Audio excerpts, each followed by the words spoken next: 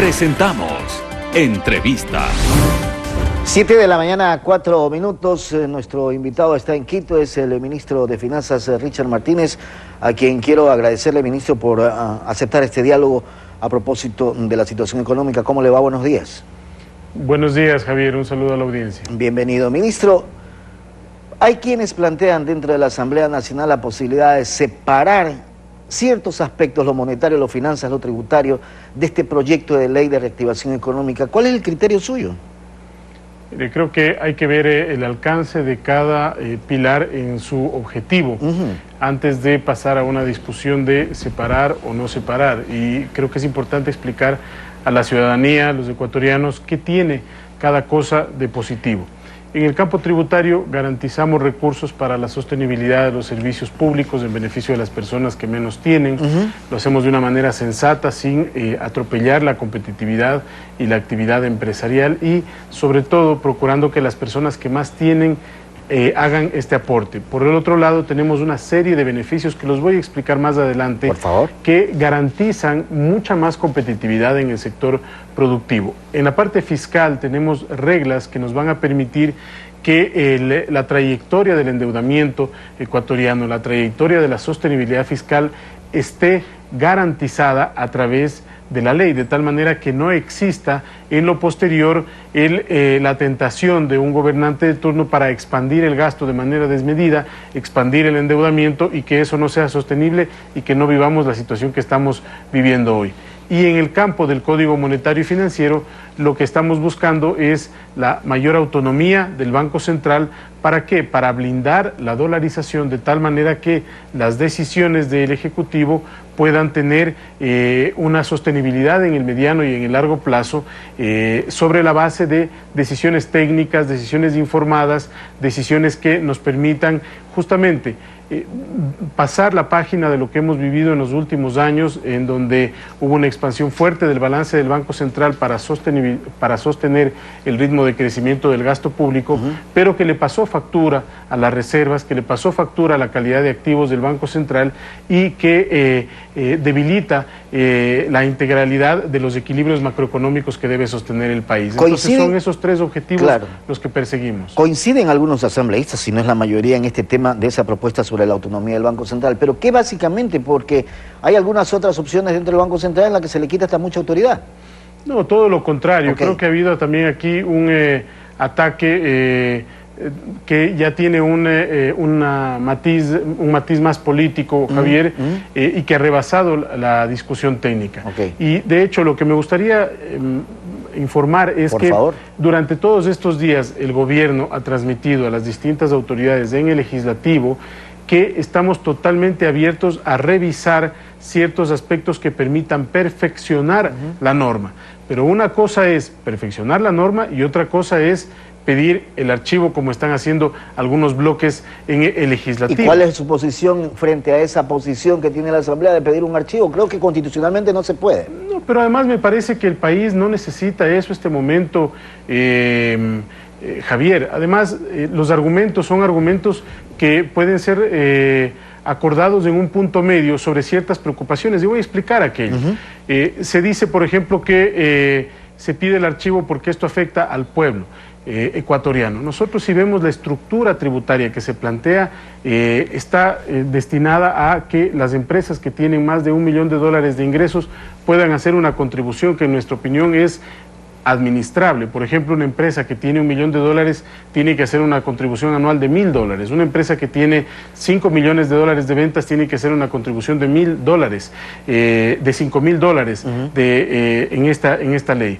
Pero por el otro lado, cuando eliminamos las deducciones a los gastos personales de aquellas personas que tienen ingresos netos de $100.000, es decir, si uno toma el rango de $100.000 y $200.000, ese grupo de personas tienen en promedio $143.000 aproximadamente de ingreso neto, pero el ingreso bruto de esas personas es $493.000, es decir, descontando todos los gastos que están relacionados con su actividad, es que se toma el neto y sobre esa base se descuentan los gastos disponibles. Entonces, estamos enfocándonos en las personas que más tienen. En consecuencia, pedir el archivo del proyecto de ley nos parece que no es lo más responsable porque impide llegar a acuerdos mínimos, donde el gobierno, insisto, ya ha manifestado su voluntad. Por ejemplo, hay un tema en el campo tributario que habla sobre la venta ocasional de bienes inmuebles de ciertas características. ¿Eso no es volver al pasado con la ley anterior? No, todo lo contrario, porque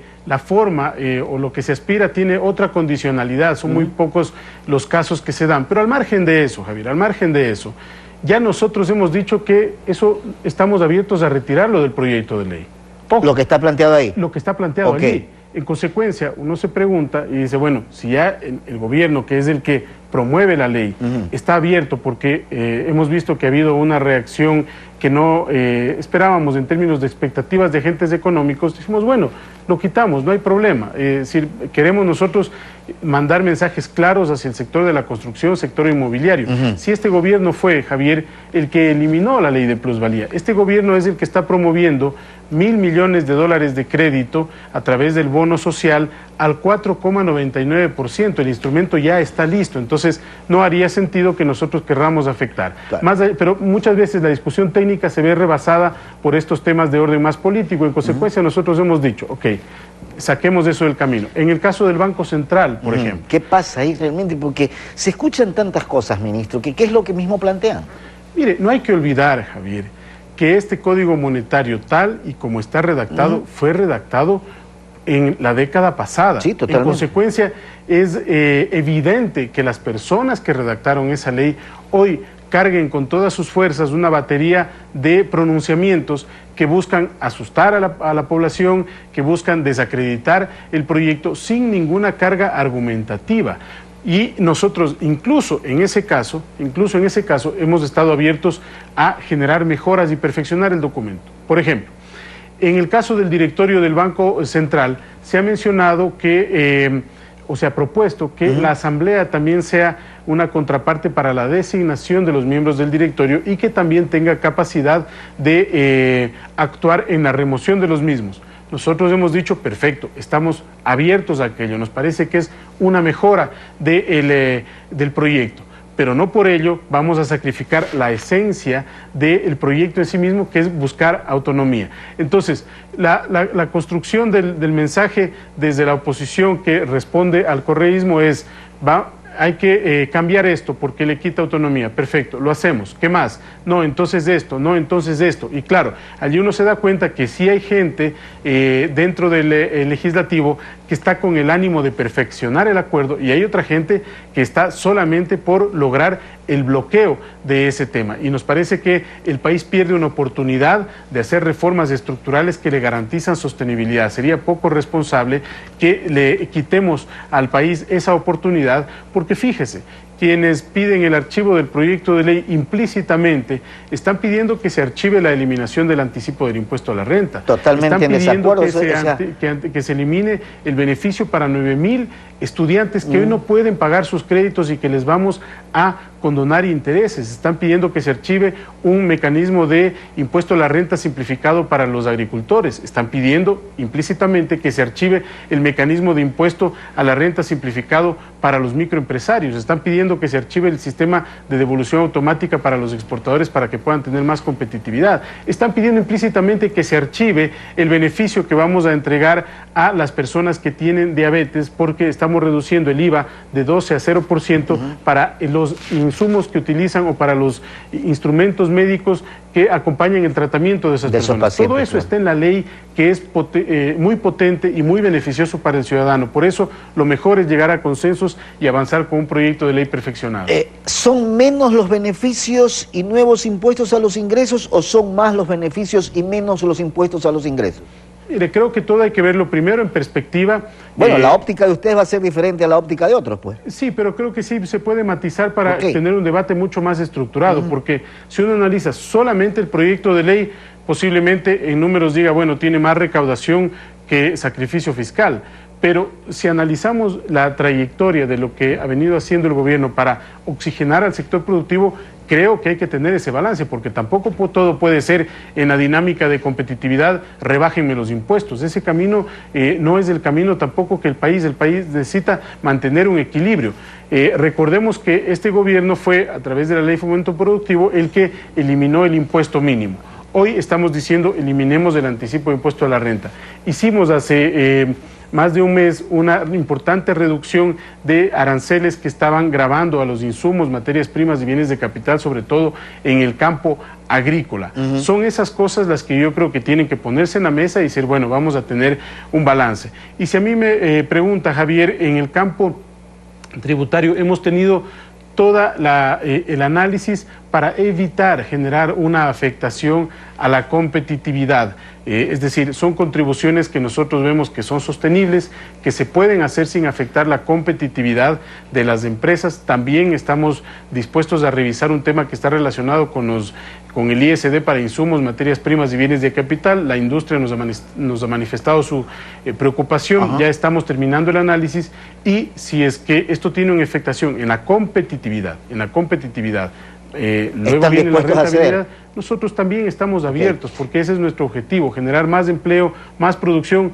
pero a la vez también, Javier, tener los recursos suficientes para que la gente que menos tiene pueda tener acceso a servicios sostenibles desde el Estado en educación, en salud, en vivienda, en seguridad. Cámara de Comercio Guayaquil dice, otra vez la factura la pagamos los ecuatorianos. Los efectos de la reforma tributaria, más impuestos en el año 2020, 756 millones de dólares, los beneficios tributarios serán 25 millones. En el 2021, según la Cámara de Comercio, hay 955 millones de dólares en más impuestos y los beneficios son apenas 98. ¿Cómo entender eso? Creo que nuevamente es una versión parcial y tal vez a conveniencia. Esa es mi opinión para transmitir una preocupación que no tiene una evaluación integral. Creo que es importante preguntarle a ese ente gremial qué opina de los aranceles que se acaban de reducir hace más de un mes. Eso sería bueno también conocer. Sería bueno conocer también cuál es el efecto en la competitividad de la eliminación del anticipo del impuesto a la renta. Sería bueno conocer también qué opinan sobre el beneficio que se les da a los jóvenes estudiantes para evitar que sigan complicados con el pago de sus créditos. Yo estoy seguro que va a opinar positivamente, pero justamente esa opinión es la que hay que ponerla en la mesa para decir, señores, este es el balance final, porque si la crítica va a ser solamente sobre lo que me afecta y no reconozco el avance en las otras cosas que también me benefician, pues estamos frente a un debate parcial. Nosotros jamás vamos a desconocer, porque esa es la realidad con la que hemos venido trabajando, Javier, que este proyecto tiene un interés de recaudar 700 millones de dólares, tiene un objetivo fiscal, eso no lo vamos a desconocer jamás, pero también estamos poniendo en la mesa una serie de mejoras a la competitividad justamente para sopesar y poder avanzar. Porque claro, tranquilamente el día de mañana, imagínese usted lo que sería el país en donde todo el mundo se para a su interés puntual y particular. Si alguien dice, yo no quiero más impuestos, perfecto, entonces el gobierno pudiera decir, yo tampoco elimino el anticipo de impuesto a la renta. ¿Qué salida tiene el país en esas circunstancias? Aquí la idea es dialogar, ministro. La idea es dialogar, exactamente, y el gobierno creo que con todo lo que le he dicho, creo que con todo lo que le he dicho da claras muestras de que tiene una plena voluntad de diálogo. Hay una confusión sobre el tema de la autonomía de la seguridad social. El presidente fue claro ayer y hoy día me ratifico en aquello. Bajo ningún concepto el gobierno nacional intenta o afectará la autonomía de la seguridad social de las Fuerzas Armadas y de la seguridad social de la Policía Nacional. Hay una redacción que para fines estadísticos busca consolidar la información de la seguridad social. Allí hubo un error, ayer nos reunimos, por ejemplo, con el FUT, con el Frente Unitario de Trabajadores, les explicamos que esto es solamente fines estadísticos y la redacción está así.